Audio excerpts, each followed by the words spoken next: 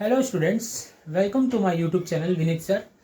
आज हम लोग जो linear equation in two variables है उसका लास्ट एक्सरसाइज देखेंगे विच इज़ प्रैक्टिस सेट 1.5 और जिसमें आने वाला है क्या, वर्ड प्रॉब्लम। ठीक है, अब वर्ड प्रॉब्लम बेसिकली जो आपने सीखा पूरा लीनियर इक्वेशन में 1.1 से 1.4 तक, उसका एप्लीकेशन अपन देखेंगे 1.5 में कि how we will apply what we have learn right from 1.1 to 1.4।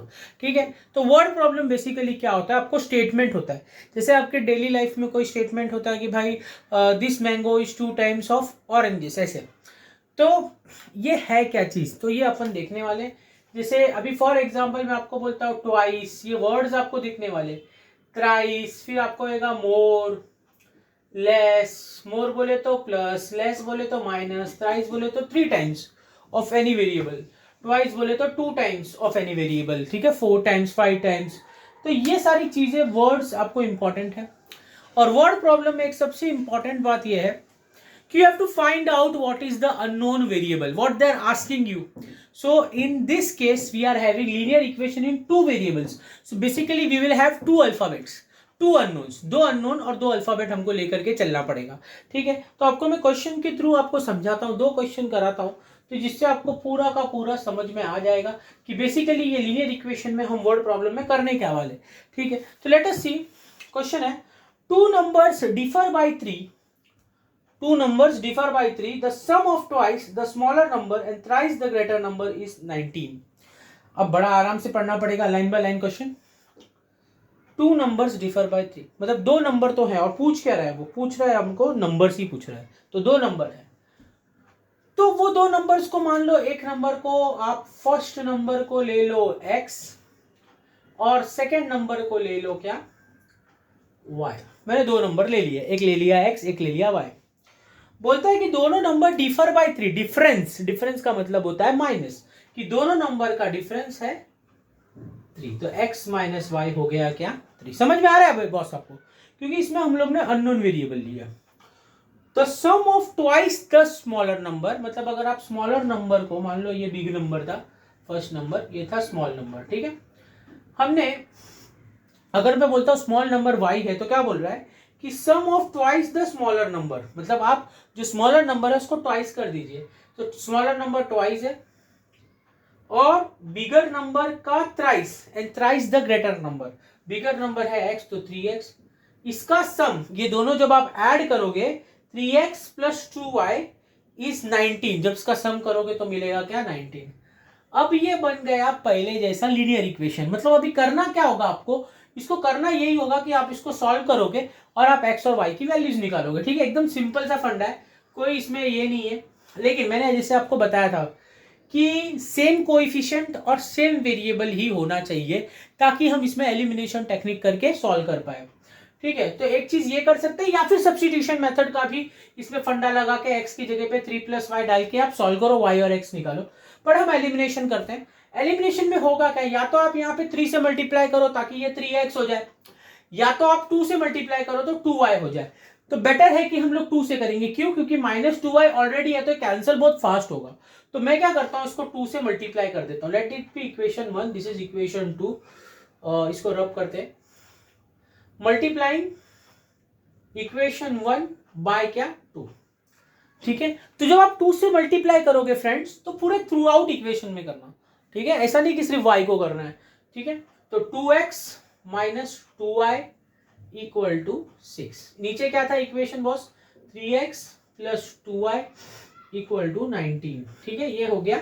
अब दो इक्वेशन को सॉल्व करना बहुत आसान। अब एडिशन टेक्निक, ये कैंसिल हो जाएगा, 2 प्लस 3 हो जाएगा 5x, 6 प्लस 19 हो जाएगा 25, और x का वैल्यू आ जाएगा 5। अब x बोला तो क्या, x बोला तो था बिग नंबर।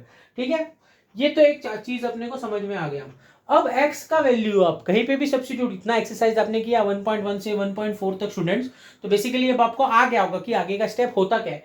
तो आगे के स्टेप में हम ये x का वैल्यू कहीं पर भी कोई भी इक्वेशन में रख के सॉल्व करते हैं। ठीक है, तो बेसिकली आप लोगों को अगर नोट्स बनाना है तो वीडियो को पॉज कर लो, नोट्स बना लो, डेफिनेटली आपको ये हेल्पफुल रहेगा। ठीक है, तो x का वैल्यू मिला 5, तो आप कोई भी एक इक्वेशन में डाल दो, मान लो इक्वेशन नंबर 1 में आप डाल दो।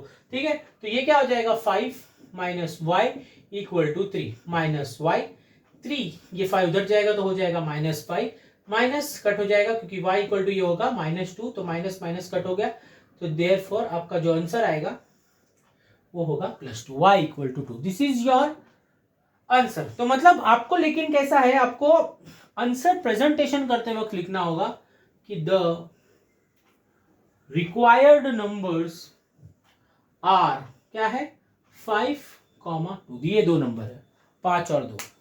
तो बॉस आपको ये समझ में आया होगा इसका सॉल्यूशन। ठीक है, बहुत सिंपल है वर्ड प्रॉब्लम। बस आप अननोन वेरिएबल आइडेंटिफाई करो, उसको इक्वेशन बनाओ, थ्राइस, मोर, लेस, ट्वाइस, 4 टाइम्स। तो ये सारी चीजें जब आप समझ जाओगे तो आपको ये सॉल्व करना बहुत इजी लगने लगेगा। ठीक है, चलिए एक और क्वेश्चन देखते हैं हम लोग। ये था प्रैक्टिस सेट 1.5 का फर्स्ट क्वेश्चन था। ठीक है, तो शायद आपको इजी लगा होगा। तो चलो एक और डिफिकल्ट क्वेश्चन करते हैं जिससे आपको सारा कुछ आराम से समझ में आ जाएगा। चलो देखते हैं फोर्थ क्वेश्चन कैसे करेंगे हम लोग। ठीक है, क्या बोलता है, the denominator of a fraction. अब फ्रैक्शन क्या होता है, बेसिकली फ्रैक्शन में आपको पता होगा एक होता है न्यूमरेटर पार्ट और एक होता है डिनोमिनेटर पार्ट। तो अब आप न्यूमरेटर को x ले लो, डिनोमिनेटर को ले लो y, क्योंकि बेसिकली देखो क्या बोलता है कि फाइंड द फ्रैक्शन। एंड में देखो बोला उसने फाइंड वाला वर्ड जब आता है ना, तब उसके बाद अपने को x और y वही ले लेने का। ठीक है, सिंपल सा फंडा है। अब आप बोलोगे सर एक्स वाई लेके अरे यार एक्स वाई भी ले सकते हो, ए बी भी ले सकते हो, आपके पास ढेरों अल्फाबेट है, 1 से लेके 26 अल्फाबेट्स है आपके पास, A B C D F, तो आप कोई भी ले लो ना यार, वेरिएबल से मतलब है, आपको क्या सॉल्यूशन से मतलब है। ठीक है, सिंपल। तो न्यूमरेटर हो गया x, डिनोमिनेटर हो गया y। आपको पोल कह रहा है, आपको बोल रहा है कि denominator of a fraction is, मतलब डिनोमिनेटर बोले तो y इज 4 मोर देन मतलब +4 तो डाल ही दो, twice its numerator, numerator x है तो 2x हो गया।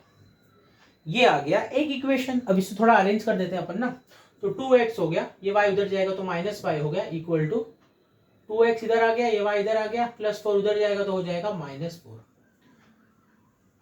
Let it be equation number 1। अब आगे क्या बोलता है, दूसरा कंडीशन बोलता है कि अगर 6 हम सब्ट्रैक्ट करें न्यूमरेटर से, मतलब x से 6 को सब्ट्रैक्ट किया दोनों से, न्यूमरेटर से भी डिनोमिनेटर से भी, मतलब 6 को y से भी सब्ट्रैक्ट करना है। ठीक है, दोनों को अगर सब्ट्रैक्ट किया तो denominator becomes 12 times the numerator. मतलब अब ये जो नया डिनोमिनेटर मिला ये हो जाएगा 12 टाइम्स जो आपको न्यूमरेटर मिला था x - 6। ठीक है, तो ये एक इक्वेशन बन रहा है आपका, इसको सॉल्व करना पड़ेगा। तो y - 6 ये हो जाएगा 12x - 72। आप 12x को वही रहने दीजिए, -y इधर आ गया, ये +72, तो 72 - 6 हो गया कितना 66। ठीक है, 12x - y = 66, ये हो गया आपका सेकेंड इक्वेशन। तो बोलो आपको समझ में आया फ्रेंड्स? एकदम सिंपल, मैंने मोर ट्वाइस ले करके इसको एकदम सिंप्लीफाई करने की कोशिश की है। ये है आपका क्वेश्चन नंबर 4। ठीक है, प्रैक्टिस सेट 1.5 का। अब फ्रेंड्स आप देखो एकदम सिंपल सा चीज है, यहाँ पे -y है, यहाँ पे -y है, तो मेरे को यहाँ पे अगर मैं +y कर दूं तो मेरा तो सॉल्यूशन बन जाएगा। तो अगर मैं इस इक्वेशन को सॉल्व करने की कोशिश करूं, दोनों इक्वेशन, तो बड़ा आसान है। मैं इसे फिर से एक बार यहाँ पे लिख देता हूँ, तो 12x - y = 66।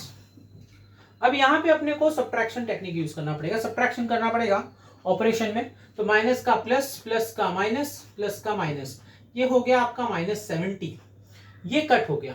ठीक है, -12 + 2 हो गया -10, x माइनस कट x 70, ये 10 उधर जाएगा तो क्या होगा बॉस, डिवाइड हो, क्योंकि x के साथ मल्टीप्लाई हो रहा है, तो ये x हो जाएगा आपका 7। खत्म। मतलब आपको न्यूमरेटर तो मिल गया, आपको न्यूमरेटर तो मिल गया 7। तो चलिए अब न्यूमरेटर मिल गया तो क्या सो जाएंगे क्या? नहीं, डिनोमिनेटर के इक्वेशन यहाँ पे है ना बॉस। तो y = 2, x की जगह पे 7 + 4, 2 7 = 14 + 4 बोला तो 18 आ गया आपका। तो बेसिकली आपका जो फ्रैक्शन बन रहा है आंसर में, वो बन रहा है 7/18। ठीक है, तो फ्रेंड्स होप आपको ये पूरा एक्सरसाइज समझ में आया होगा। तो समराइज करते हैं वापस वीडियो को।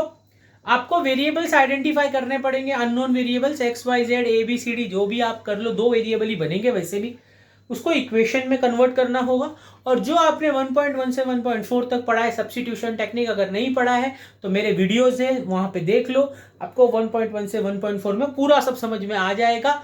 होप कि आपको समझ में आए, नहीं आए तो आप कमेंट कर दो कि सर कैसे ये आया टेक्निक, ठीक है।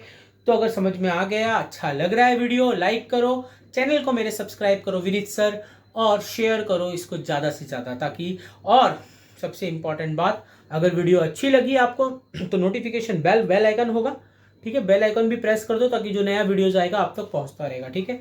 तो अगर आपको ये चैनल अच्छा लगा तो जो मैंने बोला उसको फॉलो करो, इंजॉय करो और आगे बढ़ो। ओके, चलो then, bye students, thanks for your time.